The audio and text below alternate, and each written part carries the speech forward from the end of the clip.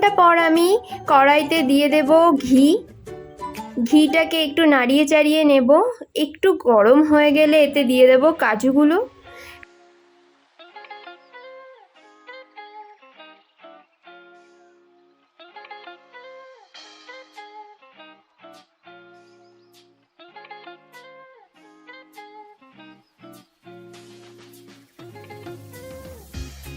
কাজুগুলি brown colour হয়ে গেলে আমি এতে অ্যাড করে দেব ম্যারিনেট করে রাখা চালগুলিকে।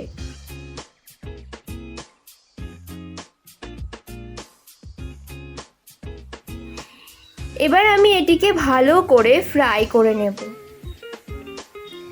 এটিকে মিনিমাম 5 থেকে 7 মিনিট মতো আপনি লো ফ্লেমে রেখে ফ্রাই করে নেবেন। 5 মিনিট ফ্রাই করার পর আমি এতে অ্যাড করে নেব কিশমিশগুলি। তারপর আমি এটিকে আরও 2 মিনিট ফ্রাই করে নেব।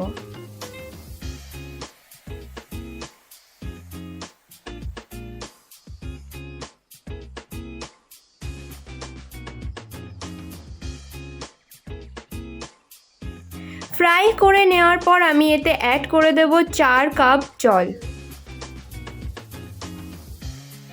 আপনারা আপনাদের চালের অ্যাকর্ডিং জল নেবেন।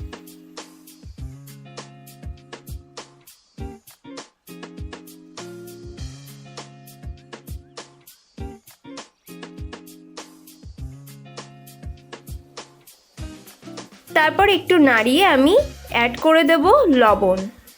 এটা আপনাদের স্বাদ মতো আপনারা অ্যাড করবেন। আবার একটু নাড়িয়ে নেব। তারপর আমি এটিকে ঢেকে দেব।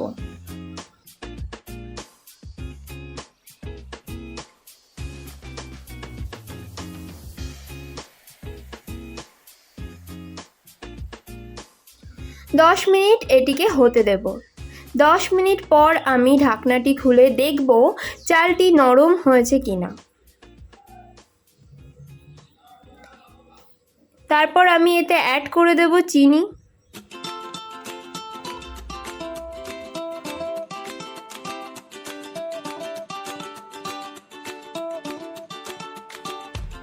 এবং একটু ভালো করে এটিকে মিক্স করে নেব।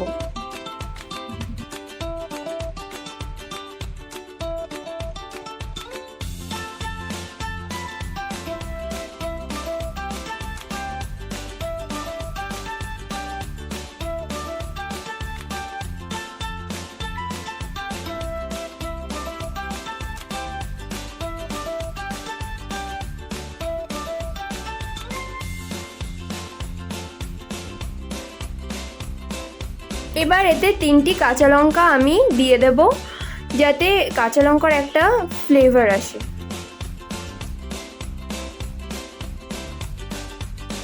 আবার 5 মিনিটের জন্য আমি এটিকে ঢেকে দেব। 5 মিনিট পর এটিকে খুলে আমি আবার একটু নাড়িয়ে চাড়িয়ে নেব। রেডি হয়ে গেল আমাদের বাসন্তী পোলাও। এবার আমি এটিকে সার্ভ করব।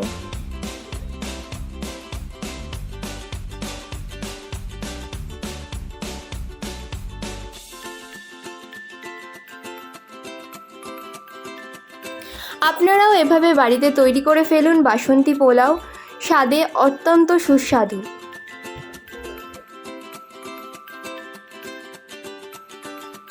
ভিডিওটি যদি ভালো লেগে থাকে তাহলে অবশ্যই লাইক, শেয়ার অ্যান্ড সাবস্ক্রাইব করতে ভুলবেন না। ধন্যবাদ।